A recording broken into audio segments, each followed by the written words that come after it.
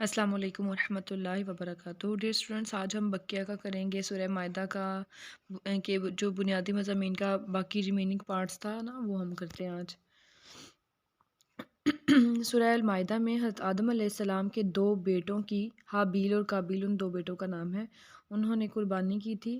حابیل کی قربانی قبول ہوئی تھی اور قابیل کی قبول نہیں ہوئی تھی۔ قابیل نے حابیل کو قتل کر دیا تھا۔ حضرت آدم علیہ السلام کے دو بیٹوں کی قربانی کا قصہ ذکر کرتے ہوئے یہ تعلیم دی گئی ہے کہ اللہ تعالیٰ متقین کی قربانی قبول کرتا ہے، اور اس قصے کے تناظر میں یہ قانون بھی ذکر فرمایا گیا ہے کہ جس نے کسی ایک انسان کا ناحق قتل کیا، اس نے ساری انسانیت کو قتل کر دیا۔ جس نے کسی ایک انسان کی جان بچائی، گویا اس نے ساری انسانیت کی جان بچائی۔ مزید برآں اس صورت میں قصاص کے احکام کا تذکرہ بھی کیا گیا ہے، یعنی جان کے بدلے جان۔ اس صورت میں فساد فی الارض، یعنی زمین میں جو لوگ فساد مچاتے ہیں، اور چوری کی سزا بھی بیان کی گئی ہے۔ فساد فی الارض کی کیا سزا ہے؟ فساد فی الارض کی سزا یہ ہے کہ اس کا ارتکاب کرنے والوں کو نہ قتل کر دیا جائے گا، یا سولی چڑھا دیا جائے گا، ان کے ہاتھ پاؤں کاٹ دیے جائیں گے، یا ان کو جلا وطن کر دیا جائے گا، یعنی وطن سے نکال دیا جائے گا۔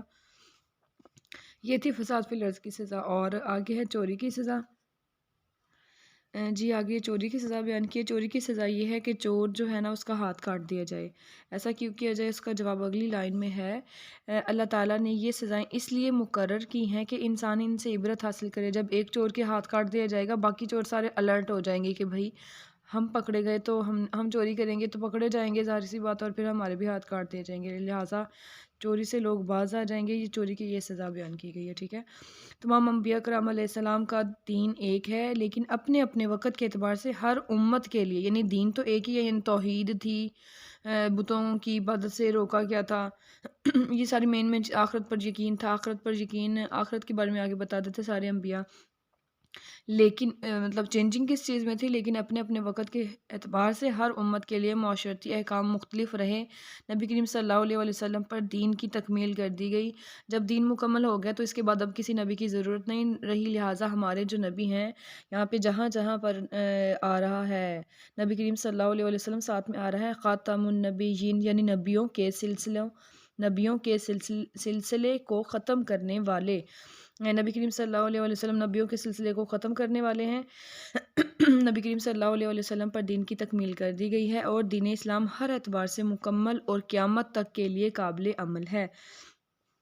سورہ المائدہ میں اللہ تعالیٰ نے چند حق پرست اہل کتاب کا تذکرہ کیا کہ جب انہوں نے رسول اللہ خاتم النبیین صلی اللہ علیہ وآلہ وسلم پر نازل ہونے والی کتاب کی آیات کو سنا تو ان کے دل نرم ہو گئے، وہ گریہ اور زاری کرنے لگے اور حق کی شہادت دیتے ہوئے ایمان لے آئے۔